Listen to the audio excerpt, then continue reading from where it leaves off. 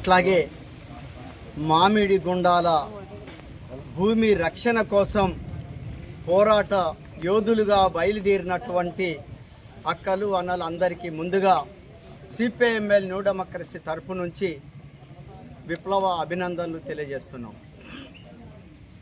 ఈ భూమి ఒకనాడు అడవిగా ఉన్నది. ఈ అడవిని విప్లవకారుల ఆధ్వర్యంలో కామ్రేడు సింతపంతులు, కామ్రేడు ఎల్లన్న ఇట్లాంటి పోరాట యోధుల ఆధ్వర్యంలో దీన్ని మనం భూమిగా మార్చుకున్నాం, తిరిగి సేద్యం చేసుకున్నాం. ఈరోజు ఆ భూమి మనకి జీవనాధారంగా ఉన్నది. ఆ భూమిని సీలింగ్ కింద ప్రభుత్వం ప్రకటించిన తర్వాత సీలింగ్ కింద మన భూములు ఎక్కడున్నాయో మనకి భూమి చూపెట్టకుండా కాగితాలు మాత్రమే ఇచ్చి మనని ఈ ప్రభుత్వం తీవ్రమైనటువంటి ఒక అన్యాయానికి గురి చేస్తున్నటువంటి ఒక పరిస్థితి కొనసాగుతున్నది. ఇప్పుడు సీలింగ్ కింద ఉన్నటువంటి భూములన్నింటినీ దొరలొచ్చి ఎప్పుడు ఇక్కడ ఈ భూమిని నరికింది లేదు. వాళ్ళ భూమి ఎక్కడుందో కూడా వాళ్ళ ముఖం ఎక్కడ మన ముందు కనపడ్డటువంటిది లేదు. కానీ ఆ దొరలు ఇక్కడికి వచ్చి ఈ భూమి నాది అనేటువంటి చెప్పి వాళ్ళు అంటున్నారు. ఈ భూమి వాళ్ళదా? ఈ భూమి ఇక్కడ తాతల నుంచి తరతరాలుగా జీవిస్తున్నాం, మనదా వాళ్ళదా అనేటువంటిది మీరు అందరూ ఒకసారి తెలియజేయాల్సిందిగా కోరుతున్నాను. ఎవరిది ఈ భూమి? మనది. మన భూమిని ఇంకొకడు ఆక్రమిస్తానంటే చూస్తూ ఊరుకుందామా లేకపోతే తిరగబడదామా అనేటువంటి మీరు అందరూ తెలియజేయాల్సిందిగా కోరుతున్నాం. భూమిని రక్షించుకుంటేందుకు రక్తమైనా చిందిస్తాం, ప్రాణాలైనా అర్పిస్తాం. ఖబర్దారు దొరలారా, మీ వెనక ప్రభుత్వం ఉన్నదని చెప్పి విర్ర వీగితే మాత్రం ఆ తర్వాత తీవ్ర పరిణామాలు ఎదుర్కోవాల్సి వస్తుందని చెప్పి పోరాటాల పోరు గడ్డైనటువంటి ఇల్లందు నుంచి, అది ఎంఆర్ఓ ఆఫీసు నుంచి ఈ ప్రభుత్వాన్ని దొరలని హెచ్చరిస్తున్నాం అనేటువంటి చెప్పి ఈ సందర్భంగా తెలియజేస్తున్నాం.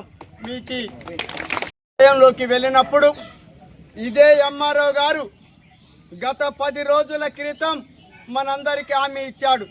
అయ్యా, చట్టవిరుద్ధంగా వాళ్ళు మా భూములను ఆక్రమించుకున్నారు, మరి వాళ్ళు ట్రంచీలు కొడుతున్నారు, వాళ్ళ భూములు ఎక్కడున్నాయో మా భూమి ఎక్కడుందో హద్దులు నిర్ణయించమని చెప్పి మనం విజ్ఞప్తి చేశాం ప్రజల సమూహంగానే. ఆ తర్వాత ఎంఆర్ఓ గారు మనకు హామీ ఇచ్చాడు, 3 రోజులల్లా వాళ్ళని చర్చలకు పిలుస్తాం, మిమ్మల్ని చర్చలకు పిలుస్తాం, ఇక్కడ మేము హద్దులు నిర్ణయిస్తామనేటువంటి చెప్పి మనకి హామీ ఇచ్చాడు. కానీ ఎంఆర్ఓ గారు లేదా ఈ చట్టాలు మొత్తం కూడా ఎవరికి అనుకూలంగా మారినటువంటి విషయాన్ని పరిశీలన చేస్తే చట్టం ఉన్నటువంటి వానికి చుట్టంగా మార్చేశారు ఈ పాలకులు.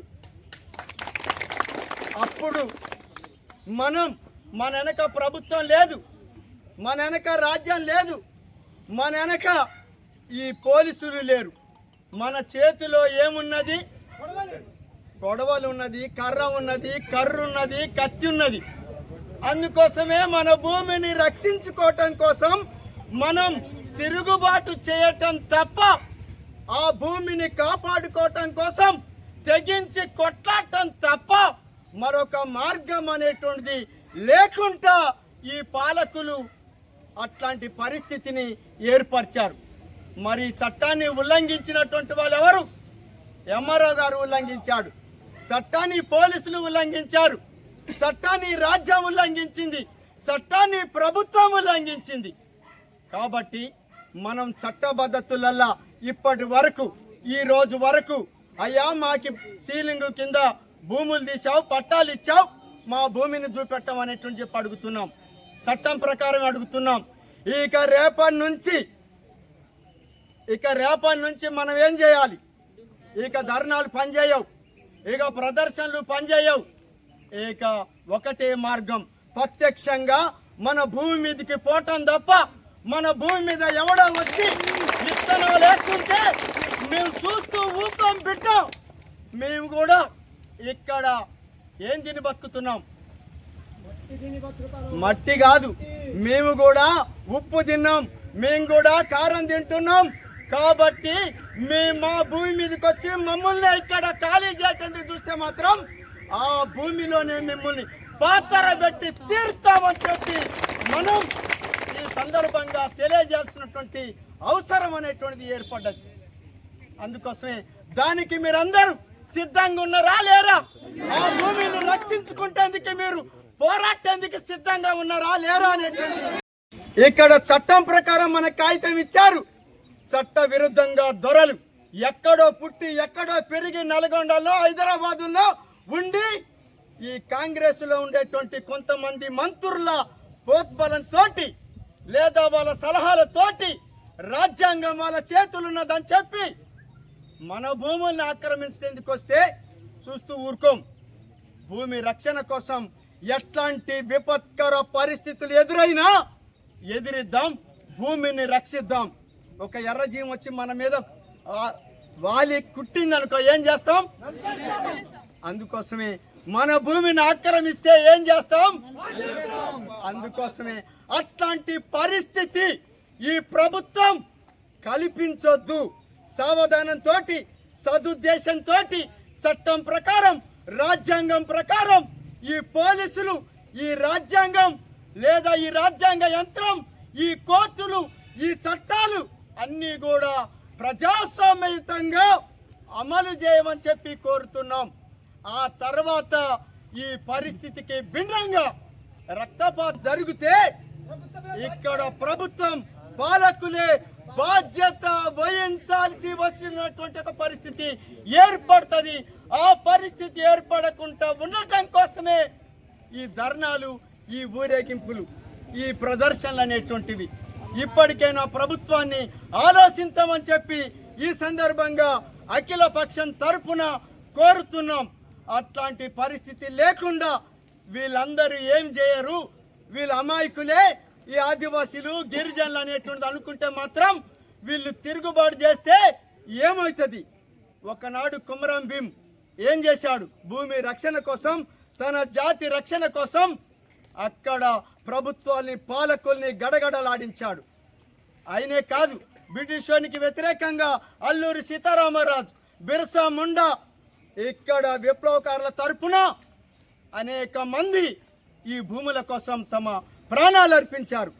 అట్లాంటి భూములని ఇవాళ దొరలు లేదా ఇవాళ భూస్వాములు వచ్చి ఆక్రమిస్తానంటే ఇది పోరాటాల గడ్డ, ఇది చైతన్యమైనటువంటి గడ్డ. ఈ పోరాట చైతన్యం మట్టికి తిరుగుబాటు చేసేటువంటి లక్షణం ఉంటుంది, తిరుగుబాటు చేస్తుంది, ఖచ్చితంగా ఈ భూమిని రక్షించుకుంటుంది. ఆ తర్వాత ఈ ప్రభుత్వాలు పాలకులు ఎవరు కూడా మిగలరు. ప్రజల పైన కత్తి గట్టి, ప్రజల పైన రొమ్ములొడ్డి, ముఖ్యంగా ఆదివాసీ ప్రజల పైన కత్తి గట్టినటువంటి వాడు చరిత్రలో ఎవడు కూడా నిలబడలేదు, మిగల్లేదు. చరిత్ర కాలగర్భంలో కలిసిపోయారు. నీకి కూడా అదే గతి పడుతుంది రాఘవేంద్రరావు వారసులారా అని చెప్పి హెచ్చరిస్తున్నాం.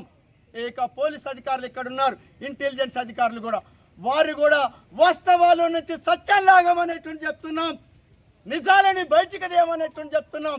ప్రభుత్వానికి వాస్తవ రిపోర్టులు పంపించమని చెప్పి ఇంటెలిజెన్స్ అధికారులను కోరుతున్నాం. అట్లా కాకుండా దొరల తరపున, భూస్వాముల తరపున కొమ్ముగాసి ఇక్కడ పేదల కడుపు గట్టి, పేదలకి రక్షణగా ఉండేటువంటి, పేదలకి ఆదివాసులకి భూమి తప్ప మరొకటి లేదు. ఉన్నదా ఏమన్నా ఆస్తులు? ఏమీ లేదు. అందుకోసమే ఈ భూమిని వాళ్ళకి దారాదత్తం చేయటానికి పోలీసులు కూడా పూనుకుంటే ఇక అప్పుడు మాకు రక్షణ ఎవరు? మమ్మల్ని కాపాడేది ఎవరు? అందుకోసమే మమ్మల్ని మేము కాపాడుకుంటాం, మమ్మల్ని మేము రక్షించుకుంటాం, మా భూమిని మేము కాపాడుకునేటువంటి ఒక చర్యల్ని చేపడతాం అని చెప్పి ప్రభుత్వాన్ని ఇక చివరిగా హెచ్చరిస్తూ ఆ భూమి కోసం పోరాడదాం. పోరాట చైతన్యంకి మీరందరూ నాంది పలికేటువంటి విధంగా మీరు నిలబడాలి. మన ఆకురాయితోటి మన పోరాటాన్ని మరింత పదునెక్కించేటువంటి విధంగా ఈ అఖిల పక్షం పూనుకోవాలనేటువంటి చెప్పి తెలియజేస్తూ ఈ భూమి కోసం అన్ని విధాల సిపిఐఎంఎల్ న్యూ డెమోక్రసీ మీకు రక్షణగా, మీకు తోడుగా, మీకు నీడగా నిలబడుతుందనేటువంటిది తెలియజేస్తూ ఈ అవకాశం ఇచ్చిన మీ అందరికీ పేరు పేరున విప్లవ ధన్యవాదాలు తెలియజేస్తూ ముగిస్తున్నాం.